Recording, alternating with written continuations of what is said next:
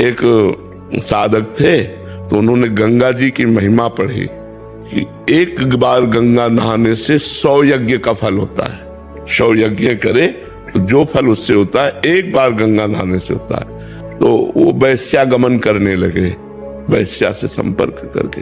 तो जब उनसे लोग कहते कि भगत जी रोज गंगा नहाने जाते हो और वैश्या के पास भी जाते हो, तो कहते तुम्हें क्या पता गंगा नहाने से 100 यज्ञ का फल होता है, वैश्या 1-2 यज्ञ का फल ले लेगी। तो गंगा मैया को लगा कि हमारी महिमा को कलंकित कर रहा है, तो एक बालिका के रूप में जब वो नहाने गया तो सफेद कपड़ा लेकर गंगा के जल में डालती और फिर बालू में कर देती, फिर जल में डाल धोती, साफ हो जाता, फिर बालू में कर देती। तो महात्मा जी सोच रहे थे कि लंगोटी पे हम स्नान करेंगे, बालिका चली जाए तो फिर वो थोड़ी देर खड़े रहे, बस वो वही क्रिया जल में डालकर स्वच्छ करना और फिर बालू में गंदा कर देना।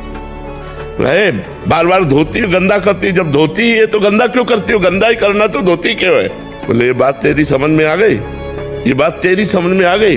उस समय गंदा ही कपड़ा था, ये बात तेरी समझ में आ गई।